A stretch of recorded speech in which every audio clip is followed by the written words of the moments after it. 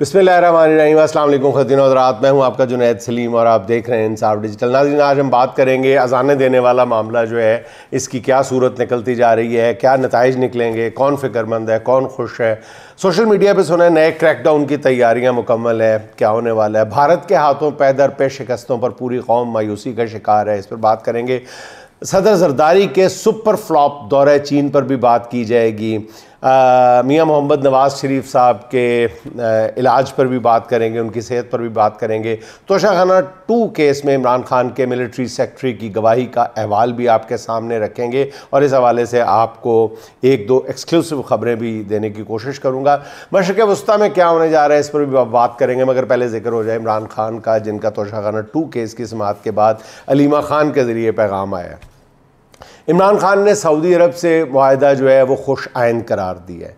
नाज़रीन, इस तरह इस खाकसार की ये बात हरफ बहरफ दुरुस्त साबित हुई है, जिसने फौरी तौर पे आपकी खिदमत में ये अर्ज़ किया था कि इस मुआहदे पर इमरान खान साहब जो हैं वो इत्मीनान और ख़ुशी का इजहार करेंगे। उन्होंने कहा कि इससे पहले भी बातचीत हो रही थी, हमारी सबसे मुक़द्दस जगहों की हिफाजत हर मुसलमान के लिए एक खुशनसीबी की बात है। नाज़रीन, जैसे मैंने पहले बताया था, बल्कि ये भी कहा था कि इस पर वो खुश होंगे। इमरान खान की नाज़रीन तईद के हवाले से मेरे पास एक और भी अहम ख़बर है कि किस तरह सऊदी हुकूमत ने इसके लिए काम भी किया था इमरान खान की तायीद हासिल करने के लिए। बाज़ ज़राए इस बात की तस्दीक कर रहे हैं कि एक अहम अरब शख्सियत ने जेल में इमरान खान से बाकायदा मुलाकात की थी और उन्हें इस मुआहदे पर मोहम्मद बिन सलमान का पैगाम भी पहुँचाया था। अच्छा नाज़रीन, इमरान खान ने बैरिस्टर गौहर और अली अमीन गंडापुर को पैगाम देते हुए कहा है कि इस्टेब्लिशमेंट से बात करना बंद करें, उनसे बातचीत का अब कोई फ़ायदा नहीं है, मुल्क में जुल्म बढ़ता जा रहा है। पिछले दिनों हमारा कारकुन कासिम खोखर जेल के अंदर शहीद हुआ है। अगर इस्टेब्लिशमेंट कोई बात करना चाहती है तो उनसे कहें कि डायरेक्ट जेल में आकर मुझसे बात करें।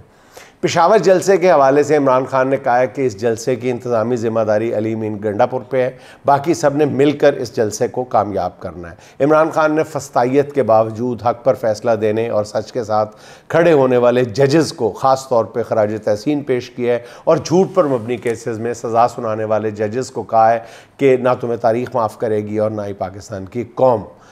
अलीमा खान साहब ने बताया कि इमरान खान को जेल में अखबार मिल रहा है जहां उन्होंने पाकिस्तानी टीम की शिकस्त का पढ़ा, वो बहुत दुखी थे। क्रिकेट के हवाले से उन्होंने कहा कि 2021 में इसी पाकिस्तानी टीम ने इंडिया को 10 विकेटों से हराया था। अब जो हालात हैं पाकिस्तान के जीतने का, एक ही तरीका है कि ओपनर बैट्समैन जो हैं वो मोहसिन नकवी हों और अंपायर्स सिकंदर सुल्तान राजा और काजी फाइज ईसा, जबकि थर्ड अंपायर डोगर साहब हों, इस्लामाबाद हाई कोर्ट वाले। इमरान खान ने कहा है कि पिछले हफ्ते तोशाखाना का जो गवाह पेश हुआ वो जब झूठा साबित हो गया तो केस उसी दिन ख़त्म हो जाना चाहिए था और गवाह को 7 साल की कैद, सज़ाए कैद मिलनी चाहिए थी। इसके बावजूद जज साहब जो हैं वो केस सुनने पर मुसर हैं और केस सुन रहे हैं। तोशाखाना 2 केस की बात हो रही है। ख्याल है कि इसी हफ्ते इस केस का फ़ैसला भी आ जाएगा और फ़ैसला क्या होगा इस बारे में कुछ कहने की ज़रूरत नहीं है, हर किसी को पता है। इस केस में नाज़रीन साबिक़ वज़ीर आज़म इमरान खान के मिलिट्री सेक्रेटरी ब्रिगेडियर अहमद ने भी गवाही दी है, जिनके बारे में दावा किया जा रहा था। ये नाज़रीन मैं आपको पहले ही बता दूं कि ब्रिगेडियर अहमद के बारे में 2 इंतहाओं के हवाले से दावा किया जा रहा था। एक दावा ये था कि जी उनको उठा लिया गया है ताकतवर हलकों की तरफ से और वो गायब कर दिए गए हैं, उन पर बेपनाह दबाव है, ये है वो है। नाज़रीन, मैं इसकी ज़ाती तौर पे मैंने इसकी खोज लगाई है, ऐसी कोई बात नहीं है। ठीक, पहली बात। दूसरी तरफ ये भी कहा जा रहा था कि जी उन्होंने इमरान खान के हक़ में गवाही देने का फ़ैसला कर लिया है, वो कलमा हक़ बुलंद करेंगे, ये करेंगे, वो करेंगे। ये बात भी गलत है। अब वहाँ पे क्या हुआ वो भी आपकी खिदमत में मुसद्दिक़ा तरीन ज़राए से आपकी खिदमत पे पेश कर रहा हूँ। इस गवाही से पहले ब्रिगेडियर अहमद को घर से उठा लिया गया, उनका सॉफ्टवेयर अपडेट किया गया। मैं पूरी ज़िम्मेदारी से आपको बता रहा हूँ कि ऐसी बातें हकीकत पर मबनी नहीं है। मैं ज़ाती तौर पर भी ब्रिगेडियर अहमद को थोड़ा सा जानता हूँ, 1-2 बार वज़ीर-ए-आज़म इमरान खान के साथ उनकी मुलाकात भी रही है, इसलिए सोचा कि पता करूँ कि उन्होंने क्या गवाही दी है। अदालत में मौजूद, जैसे मैंने अर्ज़ किया कि आला तरीन ज़राए ने मुझे बताया कि ब्रिगेडियर अहमद ने अदालत के सामने जो बयान रिकॉर्ड करवाया है वो कानूनी ज़ाब्तों के मुताबिक था। उन्होंने ऐसा कोई बयान नहीं दिया जिससे इमरान खान की क्रिमिनलिटी वाज़े हो सके, क्रिमिनलिटी जो है इस्टेब्लिश हो सके कि इमरान खान किसी जुर्म का मुर्तकब हुआ है। कोई ऐसा बयान नहीं उन्होंने दिया, और ना ही उन्होंने कोई इमरान खान के हक़ में बहुत बड़ा बयान दे दिया। ज़राए कहते हैं कि उन्होंने एक होम्योपैथिक सा बयान दिया है। ठीक है, अब वो जज साहब इसको कैसे इंटरप्रेट करते हैं ये उनकी मर्ज़ी है। अब जब उन्होंने ये कह दिया कि इमरान खान ने तोशाखाना के हवाले से कोई कानून तोड़ा या जुर्म किया है, ऐसी उन्होंने कोई बात किया, ना ही ऐसी कोई बात की है कि इस मामले में इमरान खान बिल्कुल बेगुनाह है। अच्छा खैर नाज़रीन, इसे हम जैसे मैंने अर्ज़ किया कि होम्योपैथिक बयान है। इन ज़राए ने मुझे बताया है कि जब ब्रिगेडियर अहमद गवाही देने के लिए अदालत में आए तो वहाँ पीछे बैठे हुए इमरान खान उठकर आगे आ गए, और दोनों के दरमियान यानी गवाह और इमरान खान के दरमियान हार्डली 4 या 5 फुट का फासला था। तो इमरान खान जो है वो बार बार दानिस्ता तौर पर ब्रिगेडियर अहमद की तरफ देखने की कोशिश कर रहे थे। जब एक लम्हे के लिए दोनों की नज़रें चार हुई तो ब्रिगेडियर अहमद ने नज़रें झुका ली थी, वो एम्बेरस नज़र आ रहे थे बहरहाल। ठीक है नाज़रीन, अच्छा वो नर्वस भी थे और इमरान खान को देखने से अवॉइड कर रहे थे। अच्छा, समाअत ख़त्म होने पर उन्हीं ज़राए ने मुझे बताया कि इमरान खान से मैंने पूछा कि आप हर गवाह को एक दफ़ा आंखों में आंखें डालकर घूरने की कोशिश करते हैं, आप डराते हैं गवाह को? खान साहब का जवाब ये था कि मैं हर अपने ख़िलाफ़ पेश होने वाले या अपने हक़ में पेश होने वाले गवाह की आंखों में आंखें डालकर ये देखना चाहता हूँ कि उन आंखों में कितनी हया और शर्म बाकी है, और दूसरा मैं ये देखना चाहता हूँ कि गवाह की आंखों में अल्लाह का खौफ कितना है। यही 2 सवाल है जो मैं देखने की कोशिश करता हूँ, जिनका जवाब हासिल करने की कोशिश करता हूँ मैं गवाहों की आंख में आंख डालकर।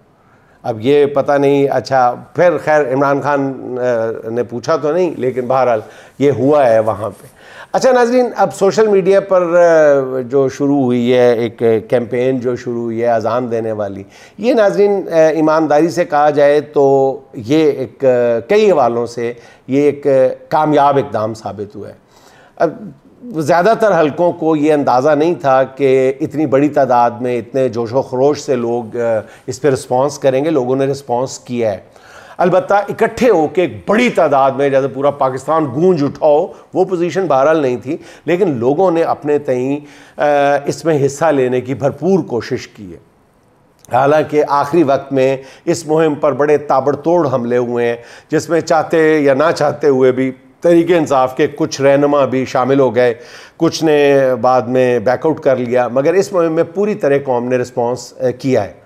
इससे कुछ नताइज अखज़ किए जा सकते हैं जो मैं आपके सामने रख देता हूँ। पहली बात यह है कि इस मुहिम के ज़रिए एक तजर्बा ये किया गया जो एक हद तक कामयाब रहा है। तजर्बा ये था कि चेक किया जाए कि क्या लीडरलेस कैंपेन कामयाब हो सकती है। तो इसका जवाब मिला कि मामलात इस नहज तक पहुँच चुके हैं कि लोग बग़ैर किसी लीडर के भी नतीजा खेज़ मज़ाहमत के लिए तैयार हैं।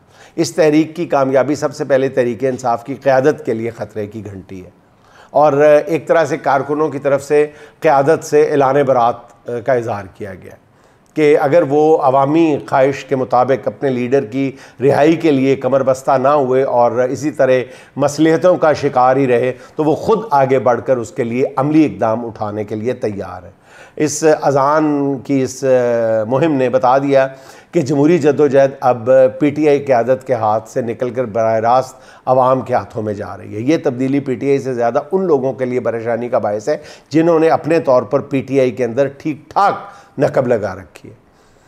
हुक्मरानों का ख्याल है कि उन्होंने सियासी मुखालफीन को हर तरह से दबा लिया है, मगर ये सोशल मीडिया किसी भी तरह उनके काबू में नहीं आ रहा, जिसके लिए नित नई तदाबीर ज़ेर गौर है। ज़राए के मुताबिक सोशल मीडिया को काबू करने के लिए नई कोशिशों का आगाज़ हो गया। जिसके मुताबिक किसी भी शख्स के सोशल मीडिया अकाउंट के ख़िलाफ़ FIA साइबर क्राइम विंग की तरफ से एतराज़ उठाया जाएगा, उस पर बदअमनी फैलाने और कौमी बयानिए के ख़िलाफ़ पोस्ट करने का इल्ज़ाम लगाया जाएगा।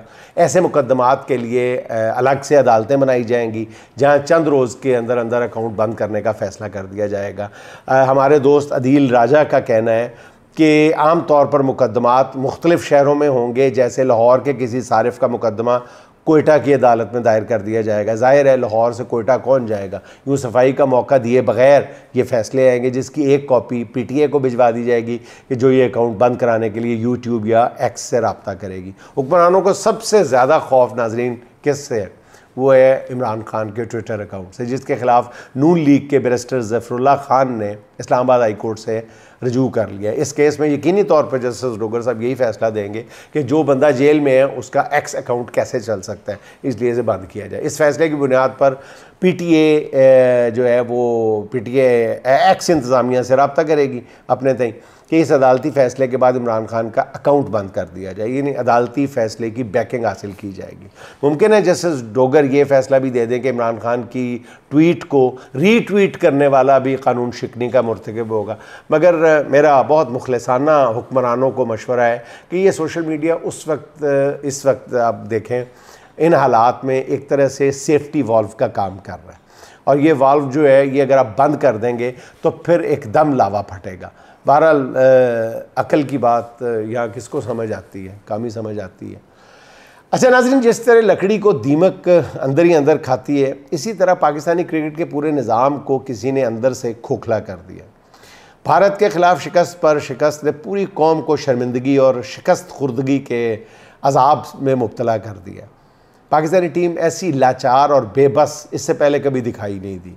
भारत के ख़िलाफ़ दोनों मैचों में किसी एक मौके पर भी ऐसा नहीं लगा कि पाकिस्तानी टीम मुकाबले की टीम है, जीता तो दूर की बात है।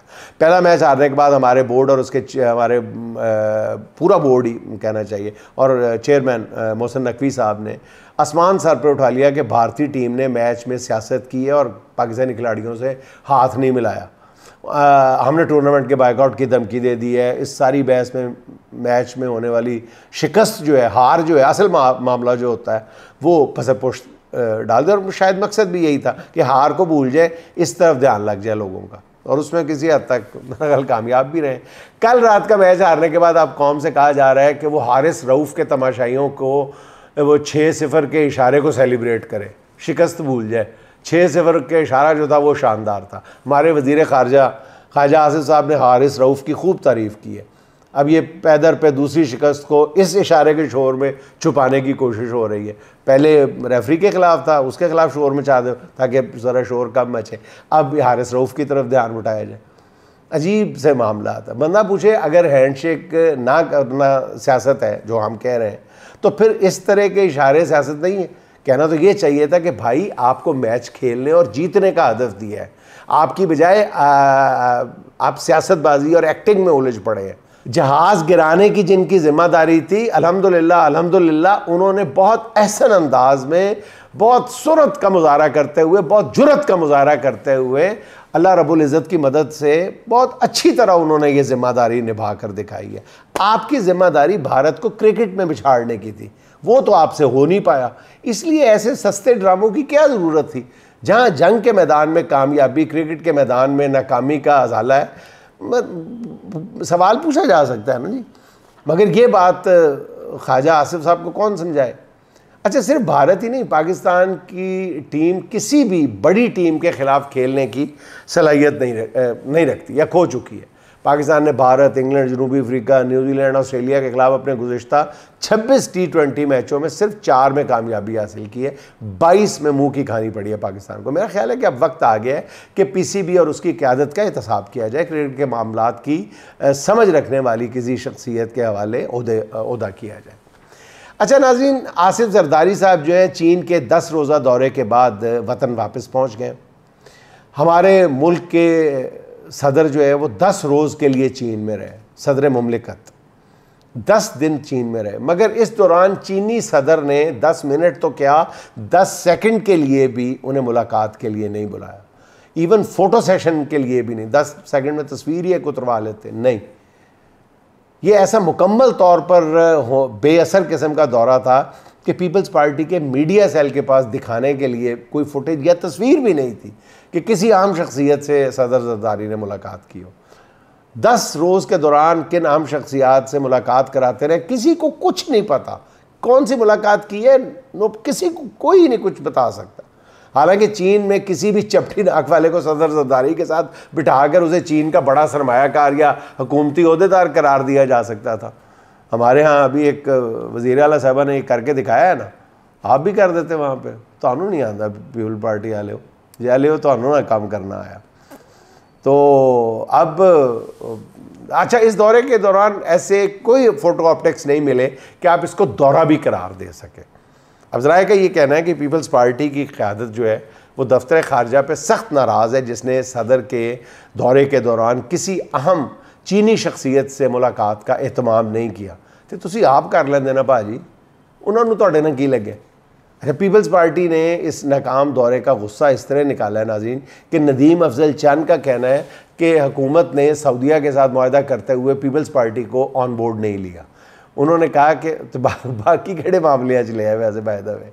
अच्छा, और वो उन्होंने कहा कि हमारे नाम नहाद इत्तेहादी इतने बड़े मुआहदों से पहले भी अगर उन्हें ऑन बोर्ड नहीं लेते तो फिर हम इस हुकूमत के मुस्तकबिल के हवाले से क्या कह सकते हैं। मेरा ख्याल है कि पाक सऊदी मुआहदे के हवाले से पीपल्स पार्टी का हुकूमत से गिला बनता ही नहीं है, क्योंकि खुद नून लीग की क़यादत को चंद घंटे पहले तक मुआहदे का नहीं पता था इसमें उनकी क्या कंट्रीब्यूशन थी। जैसा मैं पहले कह चुका, वज़ीर आज़म को मुआहदे पर दस्तखत के लिए बुलाना मजबूरी थी, वरना जिन लोगों ने मुआहदा किया वो ये काम भी कर लेते। बकौल मुशाहिद हुसैन सैयद साहब, पहले भी मैं जिक्र कर चुका हूँ कि इस मुआहदे का जो सारा क्रेडिट है वो या फील्ड मार्शल को जाता है पाकिस्तान के, या MBS को जाता है, मोहम्मद बिन सलमान को जाता है, दो ही बंदे हैं। अच्छा, अब वो कहते हैं कि उन्होंने बड़ा एक टर्म इस्तेमाल की थी मुशाहिद हुसैन, उन्होंने कहा इस सारे मामले में शहबाज शरीफ मेहमान अदाकार थे, इसलिए पीपल्स पार्टी का मेहमान अदाकारों से गिला ठीक नहीं है।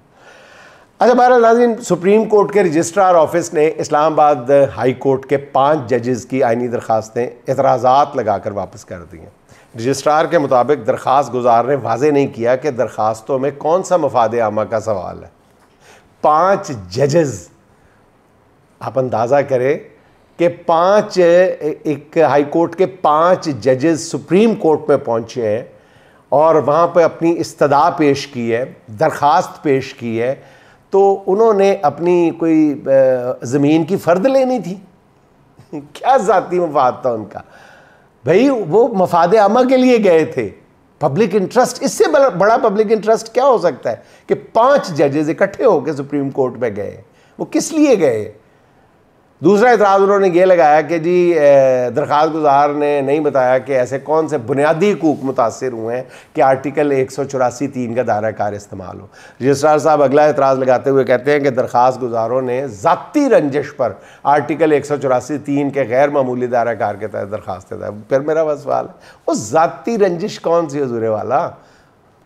उनके मकान पर किसी ने कब्ज़ा कर लिया था, क्या हुआ था? किसी पटवारी से तू मैं हो गई थी किसी जज की, किस लिए वो ज़ाती वो रंजिश थी उनकी? एक एतराज़ ये लगाया कि जजेस ने आइनी दरख्वास्त दायर करने की ठोस वजह बयान नहीं की, ना ही नोटिस के लिए फ्री कैन की वजाहत किया। सुप्रीम कोर्ट का रजिस्ट्रार ऑफिस से ये सलूक नाज़रीन आला अदलिया के 5 जजेस की दरख्वास्त के साथ किया जा रहा है। आला अदलिया के 5 अंदाज़ा करें और आप सोचें कि आम साइल के साथ क्या सलूक होता होगा। इन एतराज़ात से पता चलता है कि आला अदलिया के 5 जजेस को भी इन कानूनी निकात का पता ही नहीं था शायद, है यही मतलब हुआ ना, जो सुप्रीम कोर्ट में दरख्वास्त दायर करने के लिए ज़रूरी होते हैं। 5 जजेस सुप्रीम कोर्ट अपने हाई कोर्ट के वो गए हैं और उन पर यह कहा जा रहा है कि इनको शायद कानून का नहीं पता। सुप्रीम कोर्ट के रजिस्ट्रार ने दरख्वास्त को एक आइनी मसला समझने की बजाय ये फ़ैसला भी सुना दिया, एक फ़ैसला दे दिया ना कि ये ज़ाती रंजिश पर मबनी दरख्वास्त है। अब अंदाज़ा करें नाज़रीन, आखिर में फरहाना अंबर साहब के 2-4 अशार सुन लें। खुशियों के हर एक पल से रही दूर रे आया, खुशियों के हर एक पल से रही दूर रे आया, शाहा ये तेरे मुल्क की मजबूर रे आया, सदियों से ग़ुलामी की सज़ा काट रही है, ये जब्र के ज़िंदान में महसूर रे आया। क्या ये तेरा अदल है, कैसा है तराजू, रोशन है महल तेरा तो बेनूर रे आया। इनका न सहारा कोई जुज़ तेरे सिवा है, इनका न सहारा कोई जुज़ तेरे सिवा है, खुद पर ही बनी बोझ है माजूर रियाया। इस देश के हाकिम को कहाँ फ़िक्र है अंबर, इस देश के हाकिम को कहाँ फ़िक्र है अंबर, जाए तो कहाँ फ़िक्र से रंजूर रियाया, जाए तो कहाँ फ़िक्र से रंजूर रियाया। नाज़रीन खुश रहें, खुश रखें। आपसे मुलाकात होगी इंशाअल्लाह अगले व्लॉग में। अल्लाह हाफ़िज़।